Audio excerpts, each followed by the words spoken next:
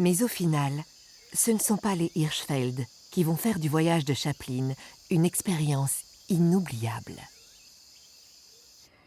Today, at the hotel, I just received a note from someone called Walter Spies, saying he is a young painter and musician who has been living here for 5 years. If we are disposed, he can show us many things around the island. He is waiting in the lobby if we care to see him. But of course. What impresses me the most is his fine, sensitive, clean-cut features and his quiet manner, natural and courteous. Typical, I think, of a German aristocrat. Walter Spies est un ami du réalisateur Friedrich Wilhelm Murnau et il a notamment travaillé en 1922 sur le film expressionniste de celui-ci, le célèbre Nosferatu. Puis, en 1923, Spies a tout laissé derrière lui, embarquant d'abord pour Java, avant de s'installer à Bali en 1927.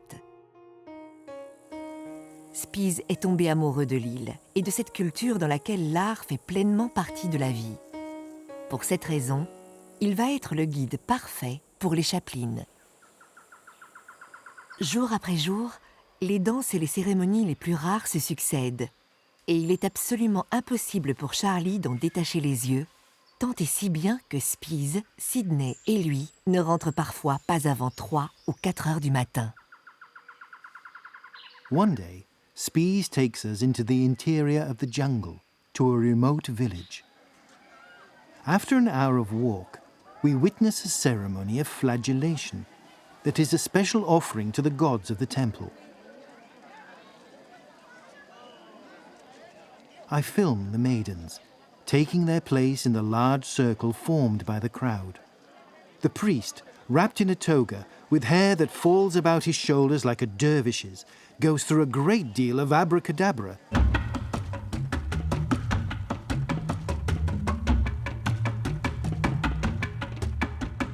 Giggling youths then break through and ransack the altar, grabbing what they can as the priest lashes violently out at them to rid them of evil spirits that tempted them to rob.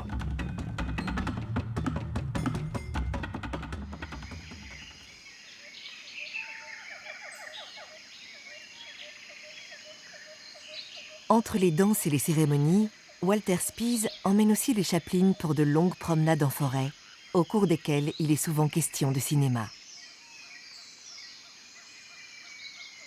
Spies a, en effet, toujours la passion du 7e art.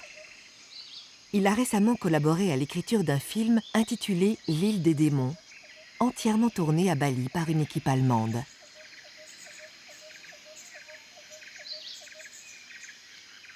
Sans doute est-il aussi question de Murnau, qui vient de décéder en Californie, il y a presque exactement 1 an, en mars 1931, juste avant la première de son dernier film, Tabou, tourné dans une autre île des mers du Sud.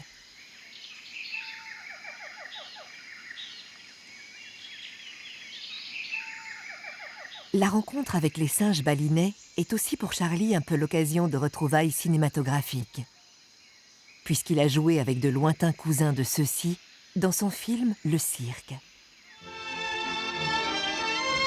C'est donc un peu comme s'il retrouvait de vieux amis, des amis particulièrement malicieux.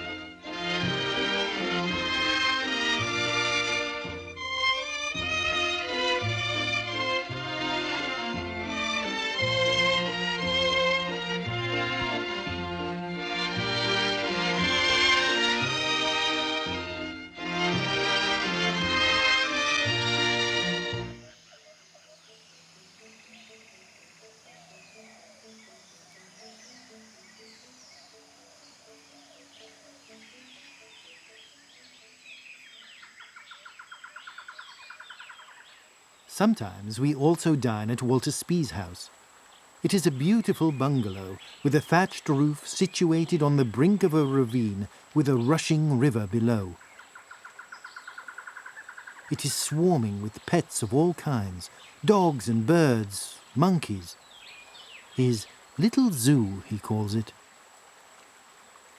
Over dinner, Spies likes to tell many strange stories about the Balinese, the mystic side of them, and how cultured and refined they are.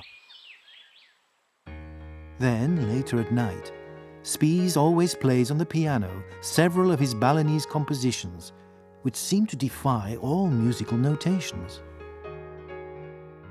Charlie, Spies even has some sort of Balinese symphony composed for 5 pianos. What an impressive man.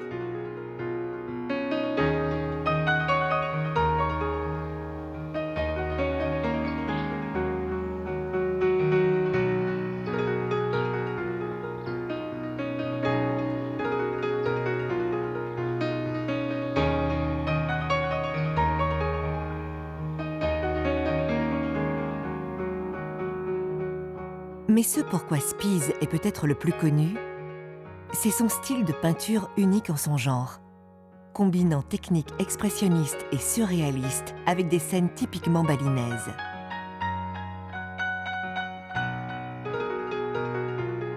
Et c'est un de ces tableaux que Charlie achète afin de montrer son admiration pour Spies, dont le style de vie libre et insouciant, dégagé de presque toute attache et obligation, n'est pas sans le faire rêver.